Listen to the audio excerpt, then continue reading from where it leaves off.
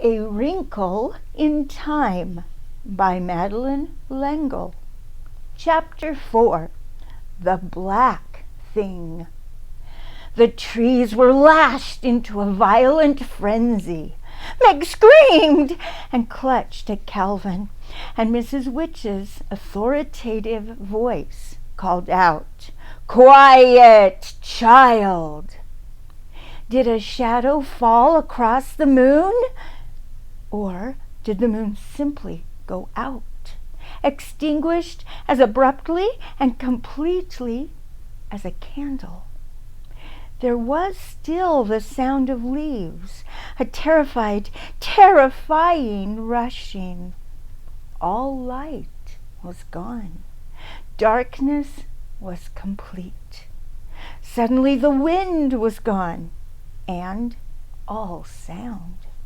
Meg felt that Calvin was being torn from her.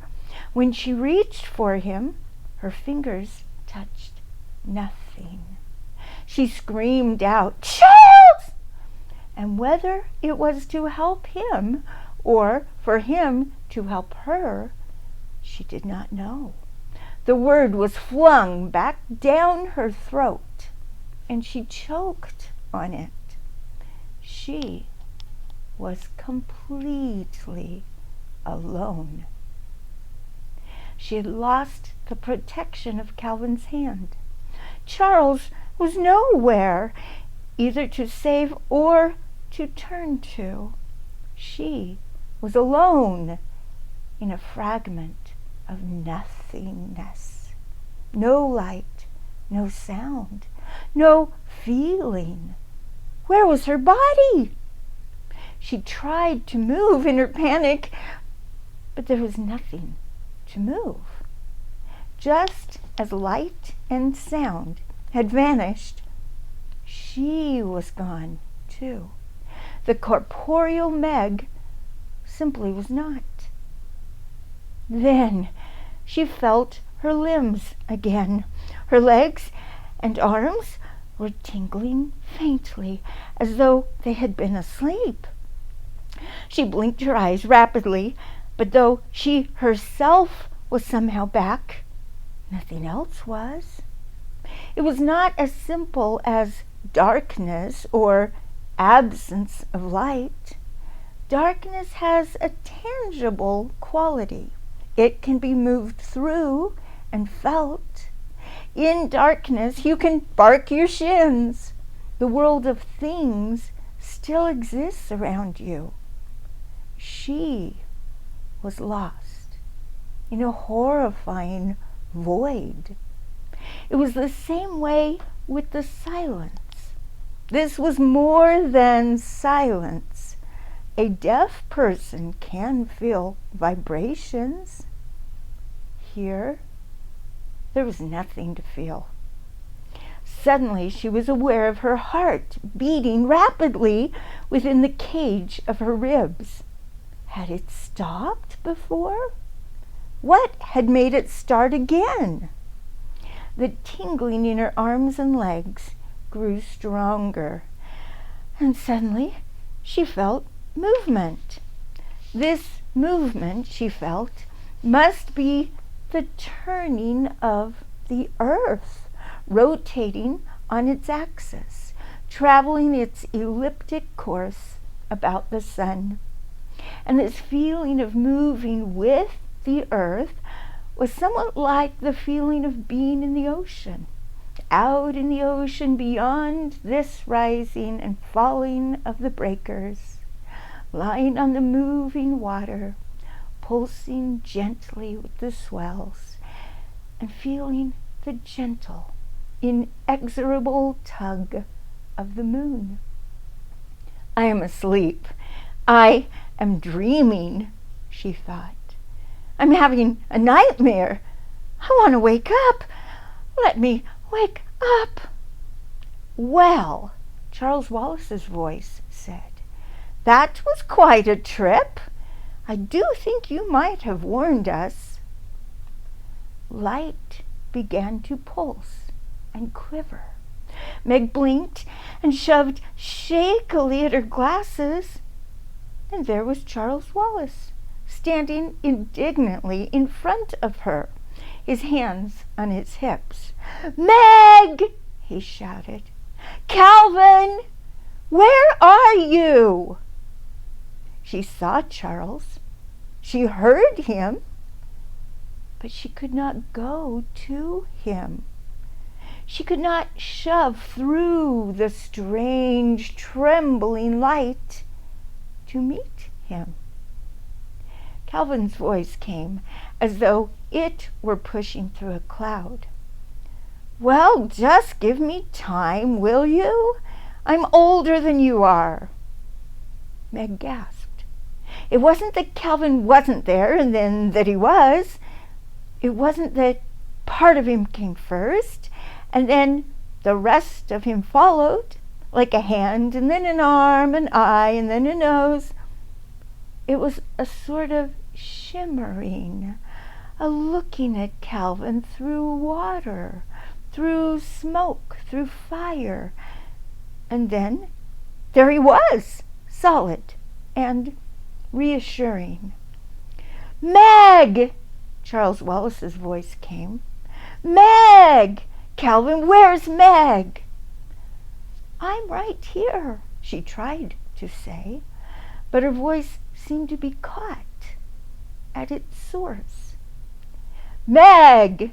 Calvin cried, and he turned around looking about wildly.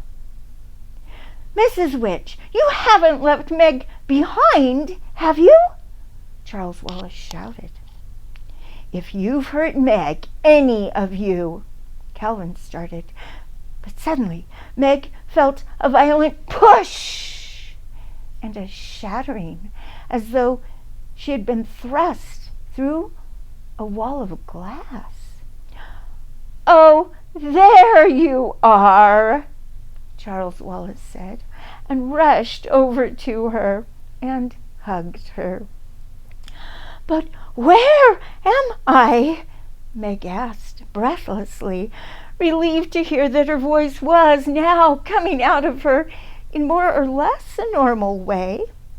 She looked around rather wildly. They were standing in a sunlit field, and the air about them was moving with the delicious fragrance that comes only on the rarest of spring days when the sun's touch is gentle and the apple blossoms are just beginning to unfold. She pushed her glasses up on her nose to reassure herself that what she was seeing was real. They had left the silver glint of a biting autumn evening, and now, around them, everything was golden with light. The grasses of the field were a tender new green, and scattered about were tiny multicolored flowers. Meg turned slowly to face a mountain, reaching so high into the sky that its peak was lost in a crown of puffy white clouds.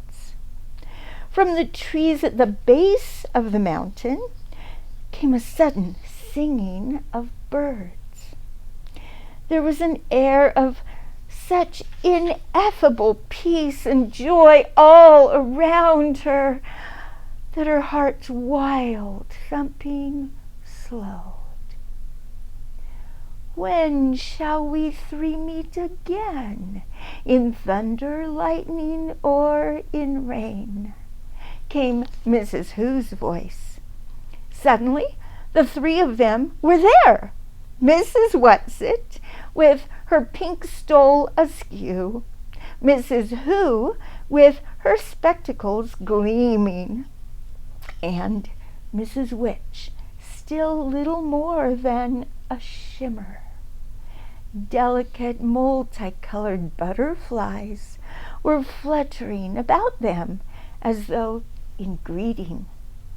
Mrs. Whatsit and Mrs. Who began to giggle, and they giggled until it seemed that whatever their private joke was, they would fall down with the wild fun of it. The shimmer seemed to be laughing too. It became vaguely darker and more solid. And then there appeared a figure in a black robe and a black peaked hat, beady eyes, a beaked nose, and long gray hair. One bony claw clutched a broomstick. "Well, just to keep you girls happy," the strange voice said. And Mrs. Whatsit and Mrs. Who fell into each other's arms in gales of laughter. "If you ladies have had your fun, I think you should tell Calvin and Meg a little more about all this," Charles Wallace said coldly. "You scared Meg half out of her wits, whisking her off this way without any warning." Then something is said. Mrs. Who intoned, "Horace, to action little, less to words inclined." "Mrs. Who, I wish you'd stop quoting." Charles Wallace sounded very annoyed. Mrs. Whatsit adjusted her stole. "But she finds it so difficult to verbalize, Charles dear. It helps her if she can quote instead of working out words of her own." "And we mustn't lose our senses of humor," Mrs. Witch said. "The only way to cope with something deadly serious is to try to treat it a little lightly." "But that's going to be hard for Meg," Mrs. Whatsit said. "It's going to be hard for her to realize that we are serious." "What about me?" Calvin asked. "The life of your father isn't at stake," Mrs. Whatsit told him. "What about Charles Wallace, then?" Mrs. Whatsit's unoiled door hinge voice was warm with affection and pride. "Charles Wallace knows. Charles Wallace knows that it's far more than just the life of his father. Charles Wallace knows what's at stake." "But remember," Mrs. Who said, and then she says something. "Euripides, nothing is hopeless. We must hope for everything." "Where are we now, and how did we get here?" Calvin asked. "Uriel, the third planet of the star Malik, at the spiral nebula Messier 101. "This I'm supposed to believe?" Calvin asked indignantly.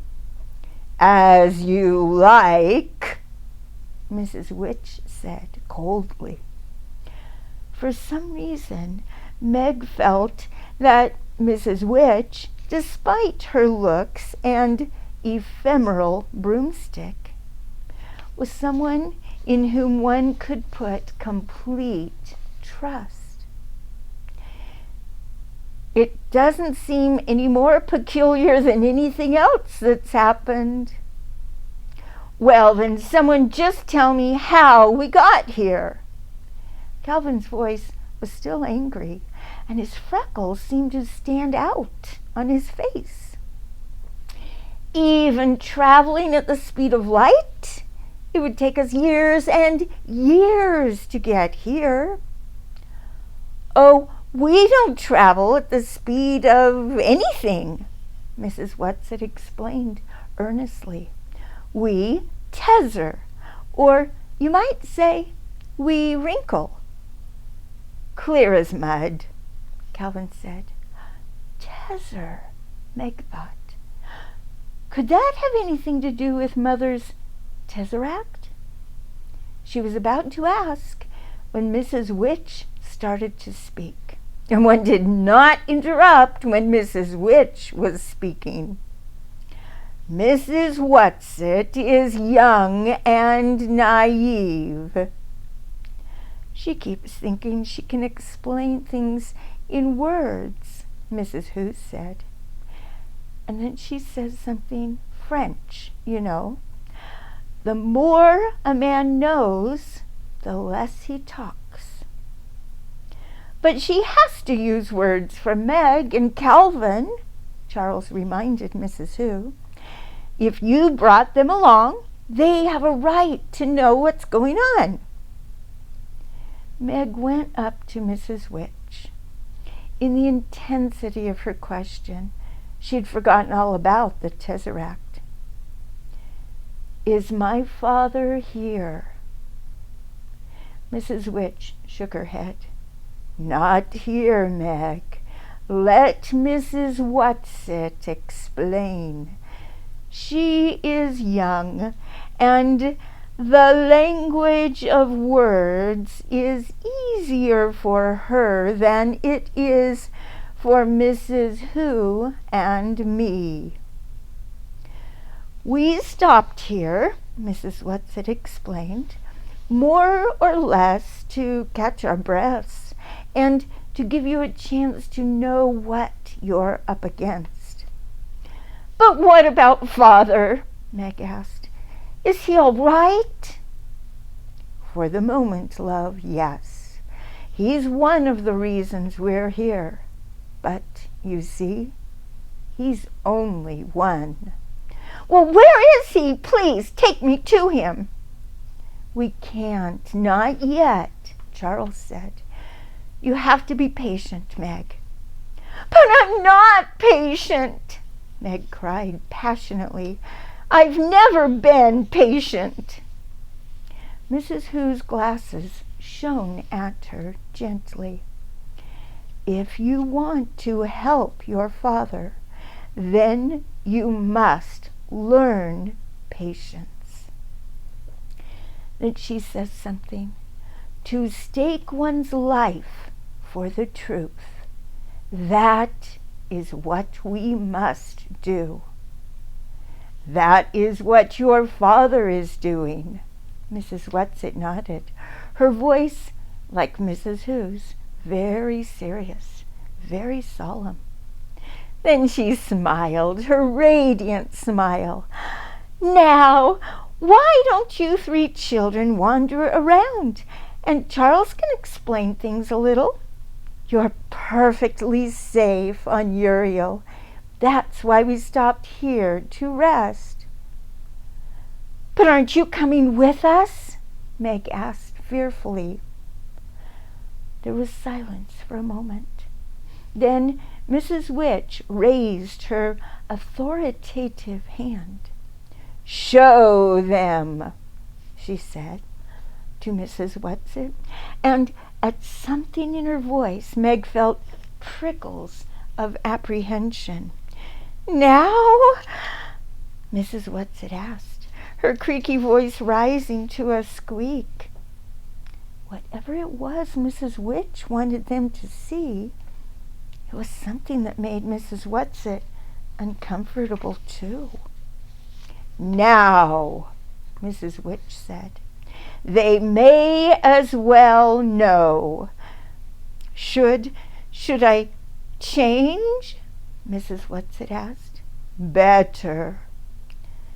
I hope it won't upset the children too much, Mrs. Whatsit murmured, as though to herself. Should I change too? Mrs. Who asked. Oh, but I've had fun in these clothes. but I'll have to admit Mrs. Whatsit is the best at it. Then she says something German. The work proves the craftsman. Shall I transform now too? Mrs. Witch shook her head. Not yet, not here. You may wait. Now don't be frightened, loves, Mrs. Whatsit said. Her plump little body began to shimmer, to quiver, to shift. The wild colors of her clothes became muted, whitened. The pudding bag shape stretched, lengthened, merged. And suddenly, before the children, was a creature more beautiful than any Meg had ever imagined. And the beauty lay in far more than the outward description. Outwardly, Mrs. Whatsit was surely no longer a Mrs. Whatsit. She was a marble white body with powerful flanks, something like a horse, but at the same time completely unlike a horse. For from the magnificently modeled back sprang a nobly formed torso, arms, and a head resembling a man's, but a man with a perfection of dignity and virtue, an exaltation of joy such as Meg had never before seen.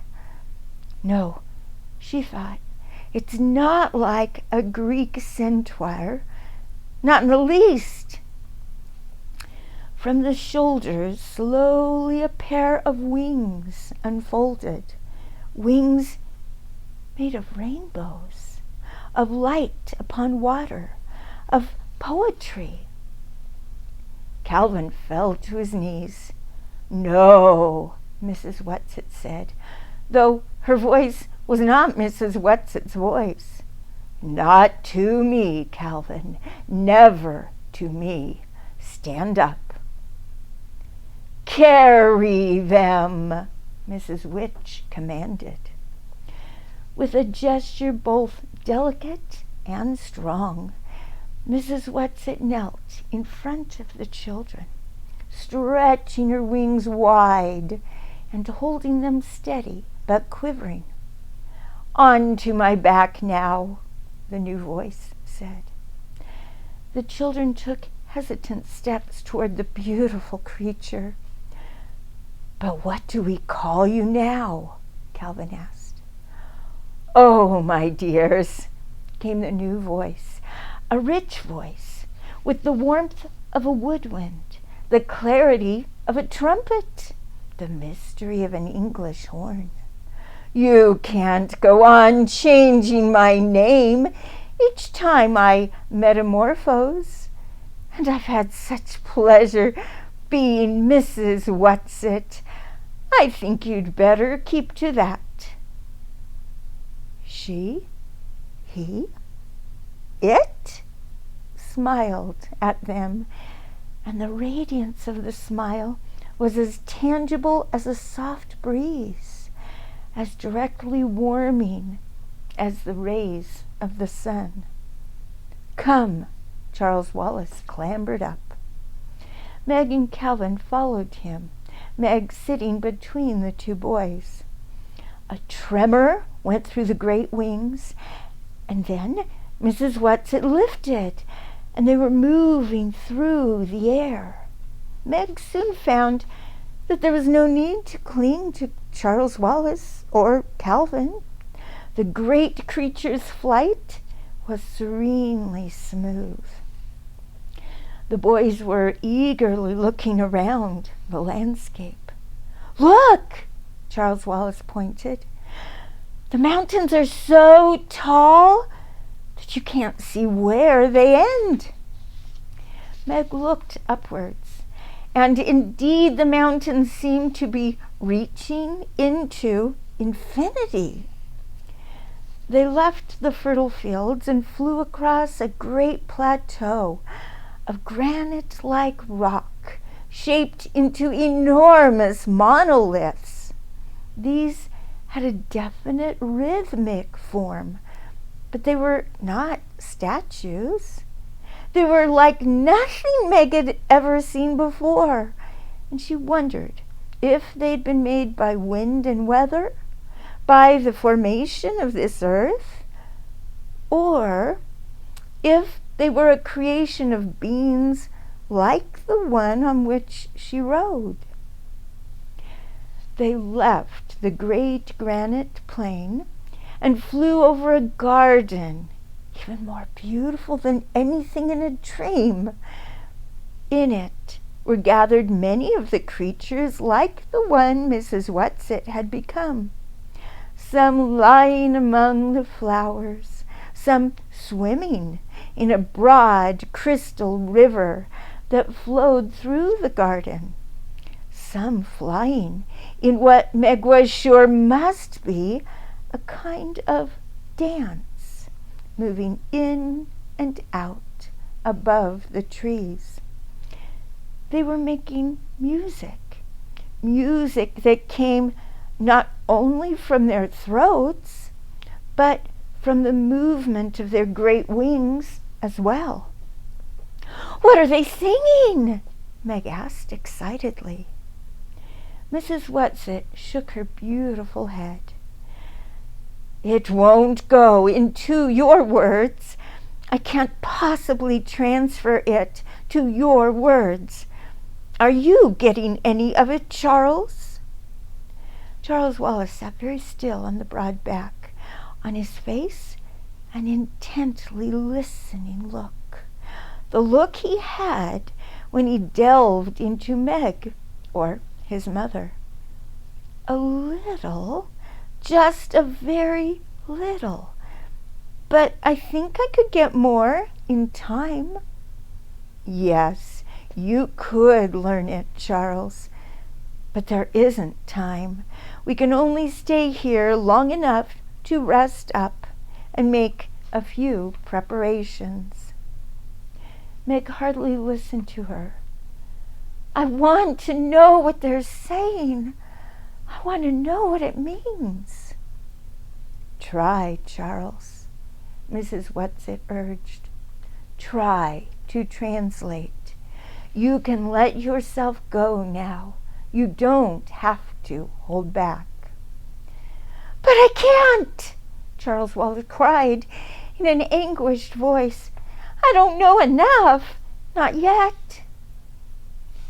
"Then try to work with me, and I'll see if I can't verbalize it a little for them."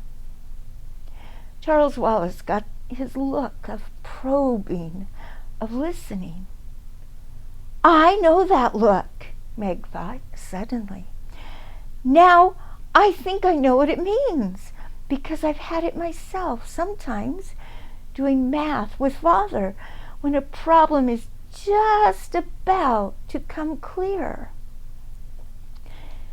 Mrs. Whatsit seemed to be listening to Charles's thoughts. "Well, yes, that's an idea.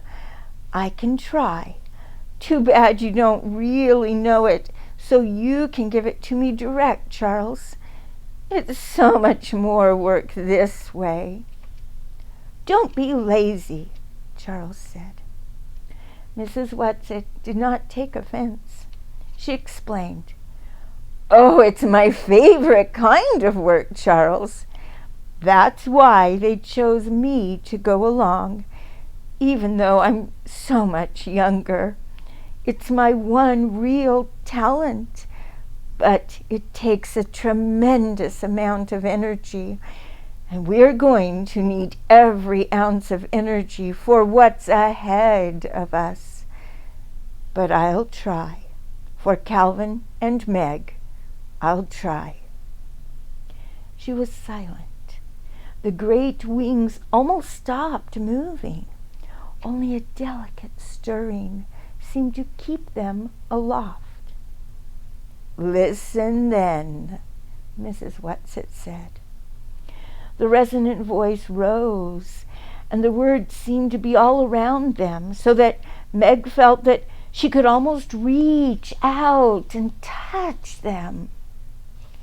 Sing unto the Lord a new song, and his praise from the end of the earth, ye that go down to the sea, and all that is therein, the isles and the inhabitants thereof.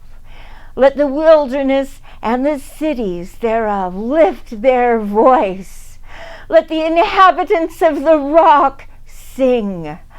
Let them shout from the top of the mountains. Let them give glory unto the Lord.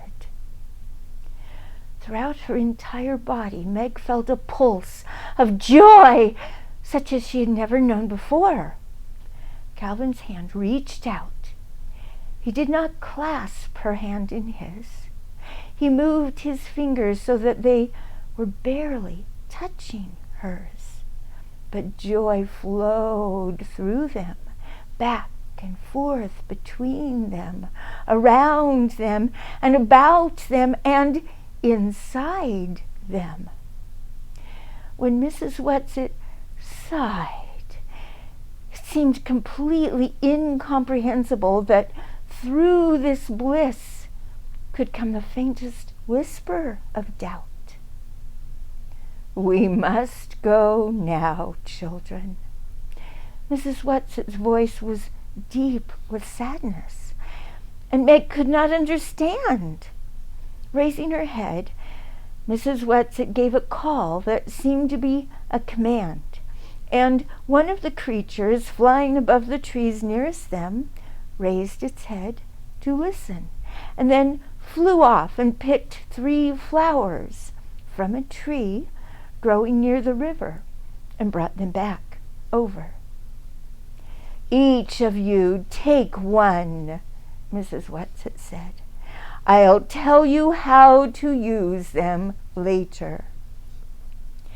As Meg took her flower, she realized that it was not a single blossom, but hundreds of tiny flowerets, forming a kind of hollow bell.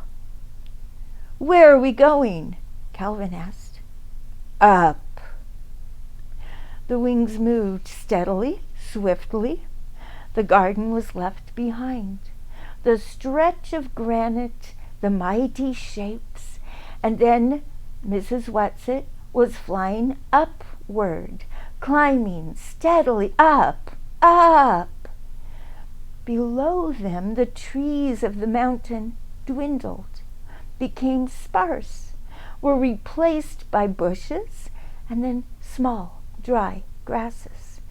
And then vegetation ceased entirely, and there were only rocks, points, and peaks of rock, sharp and dangerous. Hold on tight, Mrs. Whatsit said. Don't slip. Meg felt Calvin's arms circle her waist in a secure hold. Still, they moved upward. Now they were in clouds. They could see nothing but drifting whiteness, and the moisture clung to them and condensed in icy droplets. As Meg shivered, Calvin's grip tightened. In front of her, Charles Wallace sat quietly. Once he turned just long enough to give her a swift glance of tenderness and concern. But Meg felt, as each moment passed, that he was growing farther and farther away, that he was becoming less and less her adored baby brother, and more one with whatever kind of being Mrs. Whatsit, Mrs. Who, and Mrs. Which in actuality were. Abruptly they burst out of the clouds into a shaft of light. Below them there were still rocks. Above them, the rocks continued to reach up into the sky. But now, though it seemed miles upward, Meg could see where the mountain at last came to an end. Mrs. Whatsit continued to climb, her wings straining a little. Meg felt her heart racing. Cold sweat began to gather on her face, and her lips felt as though they were turning blue. She began to gasp. "All right, children, use your flowers now," Mrs. Whatsit said. "The atmosphere will continue to get thinner from now on. Hold the flowers up to your face and breathe through them, and they will give you enough oxygen. It won't be as much as you are used to, but it will be enough." Meg had almost forgotten the flowers and was grateful to realize that she was still clasping them, that she hadn't let them fall from her fingers. She passed her face into the blossoms and breathed deeply.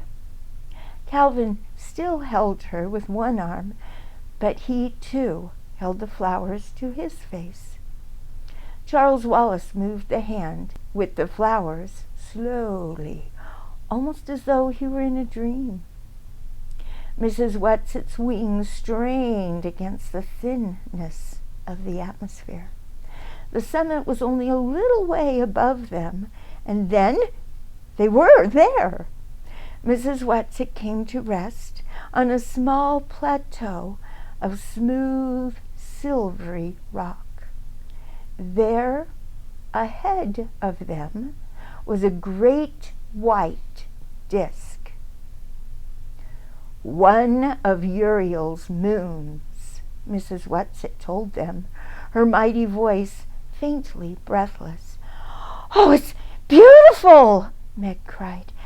"It's beautiful!" The silver light from the enormous moon poured over them, blending with the golden quality of the day, flowing over the children, over Mrs. Whatsit, over the mountain peak. "Now we will turn around," Mrs. Whatsit said, and at the quality of her voice, Meg was afraid again. But when they turned, she saw nothing. Ahead of them was a thin, clear blue of sky. Below them, the rocks thrusting out of the shifting sea of white clouds. "Now we will wait," Mrs. Whatsit said, "for sunset and moonset." Almost as she spoke, the light began to deepen, darken. "I want to watch the moon set," Charles Wallace said. "No, child, do not turn around, any of you. Face out toward the dark. What I have to show you will be more visible then. Look ahead, straight ahead, as far as you can possibly look." Meg's eyes ached from the strain of looking and seeing nothing. Then, above the clouds which encircled the mountain, she seemed to see a shadow, a faint thing of darkness, so far off that she was scarcely sure she was really seeing it. Charles Wallace said, "What's that?"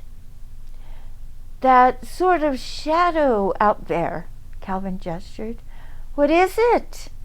I don't like it." "Watch," Mrs. Whatsit commanded. It was a shadow, nothing but a shadow. It was not even as tangible as a cloud.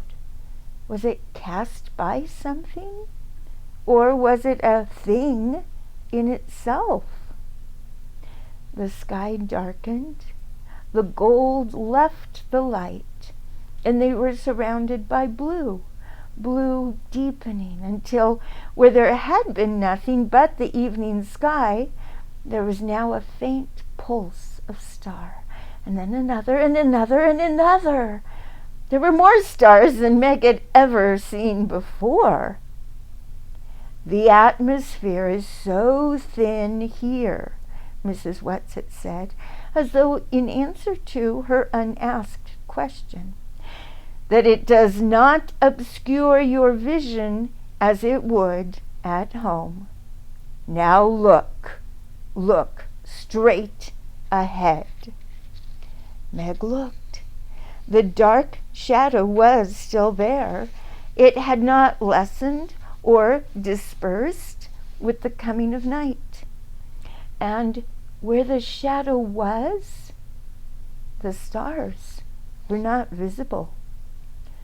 What could there be about a shadow that was so terrible that she knew that there had never been before or ever would be again anything that would chill her with a fear that was beyond shuddering, beyond crying or screaming, beyond the possibility of comfort? Meg's hand holding the blossoms slowly dropped, and it seemed as though a knife gashed through her lungs. She gasped, but there was no air for her to breathe. Darkness glazed her eyes and mind. But as she started to fall into unconsciousness, her head dropped down into the flowers, which she was still clutching. And as she inhaled the fragrance of their purity, her mind and body revived, and she sat up again. The shadow was still there, dark and dreadful. Calvin held her hand strongly in his, but she felt neither strength nor reassurance in his touch. Beside her, a tremor went through Charles Wallace, but he sat very still. "He shouldn't be seeing this," Meg thought. "This is too much for so little a boy, no matter how different and extraordinary a little boy." Calvin turned, rejecting the dark thing that blotted the light of the stars. "Make it go away, Mrs. Whatsit," he whispered. "Make it go away. It's evil."